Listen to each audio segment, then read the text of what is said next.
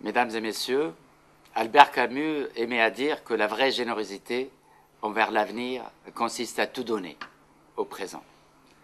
Nous savons tous que demain se prépare aujourd'hui, car demain c'est déjà aujourd'hui, et comme disait le poète, prévoir c'est à la fois supputer l'avenir et le préparer.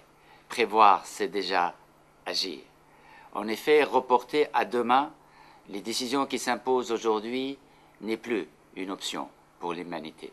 C'est là l'esprit et la lettre de la célébration cette année, 2010, de l'année internationale de la biodiversité.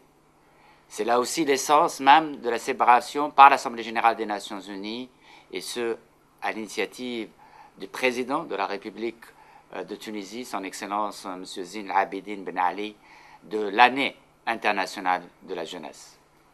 L'année 2010 ouvre une nouvelle page de l'histoire et nous convie à l'action pour protéger la vie sur Terre au bénéfice, bien sûr, des générations présentes et surtout au bénéfice des générations futures. C'est l'objet même de votre colloque international d'aujourd'hui, convoqué par la Tunisie sous le thème « Jeunesse active, garant d'une solidarité durable ». Quel beau thème, quelle belle célébration au titre et à l'occasion de la journée mondiale de la biodiversité qui se tient cette année, le 22 mai, sous le thème « Biodiversité pour le développement et biodiversité pour la lutte contre la pauvreté dans le monde ». Pas un seul pays, pas un seul individu ne sera épargné par les effets pervers de la perte continue de la biodiversité et aggravée par les changements climatiques. Cependant, les pays les plus pauvres et les segments de la société nationale et internationale les plus vulnérables seront ceux qui pâtiront le plus, et en particulier, bien sûr, la jeunesse. En effet, les jeunes représentent plus de la moitié de la population mondiale. Dans les pays en voie de développement, ce pourcentage atteint 80%. L'écrasante majorité de la biodiversité du monde, notre capital nature, est abritée par les pays en voie de développement, dits pays pauvres. La perte de la biodiversité affecte tout particulièrement les enfants et les jeunes de ces pays-là, et surtout ceux vivant dans les villes. Dans un monde de plus en plus chaud et de plus en plus urbain, il y a une urgence de rétablir le lien ombilical entre la nature et les citoyens de demain, c'est-à-dire les enfants et les jeunes d'aujourd'hui, qui se trouvent malheureusement prisonniers d'un monde virtuel.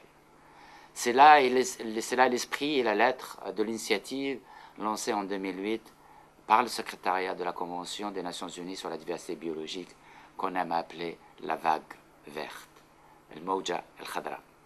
Ce programme inédit de communication, d'éducation, de sensibilisation en matière de biodiversité des enfants et des jeunes et du grand public.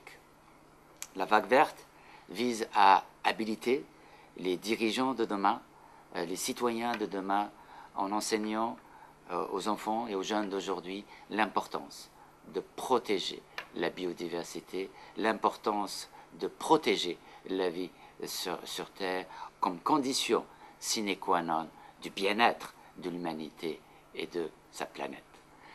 La campagne offre une occasion unique d'unir comme une chaîne humaine et solidaire les générations futures en leur permettant de se prendre en charge et de prendre en charge leur devenir solidaire.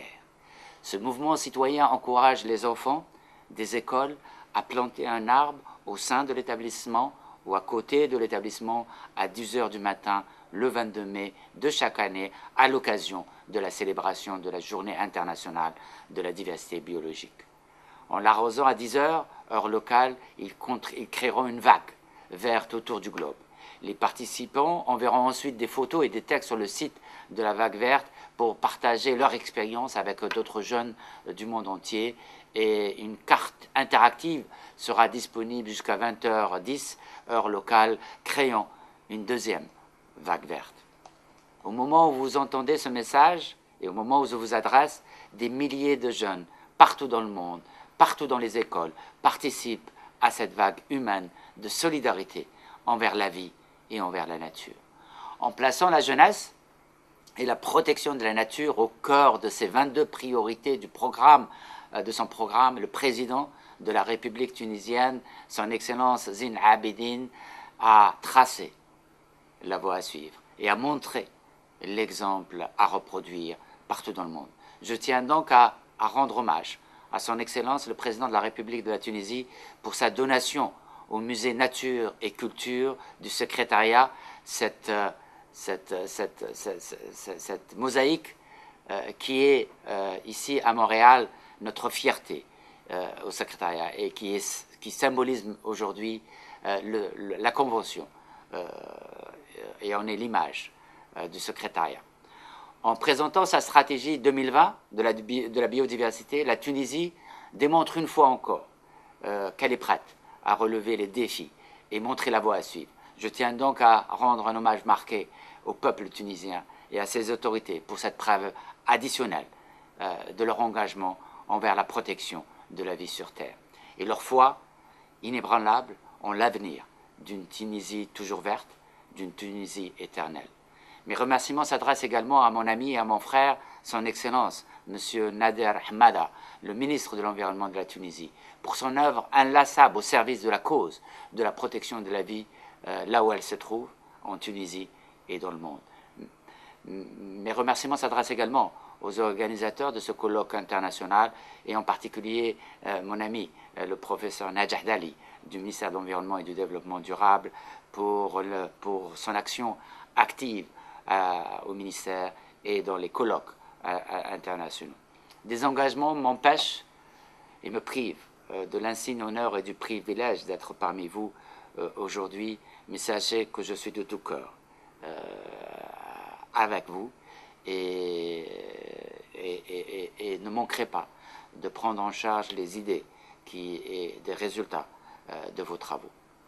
Dans votre marche louable vers la Tunisie éternelle et éternellement verte, je puis vous assurer de l'appui inconditionnel et constant de votre secrétariat, le secrétariat des Nations Unies de la Convention sur la vie sur Terre, pour vous accompagner dans votre marche et dans vos efforts louables. Je souhaite à vos travaux une excellente réussite, des résultats parfaits, et vous remercie de votre aimable attention et vous remercie également pour votre contribution unique pour la célébration de la Journée mondiale de la biodiversité, et ce, à l'occasion de l'année internationale de la biodiversité qui se tient sous le thème « Biodiversité, c'est la vie. Biodiversité, c'est notre vie ». Shukran.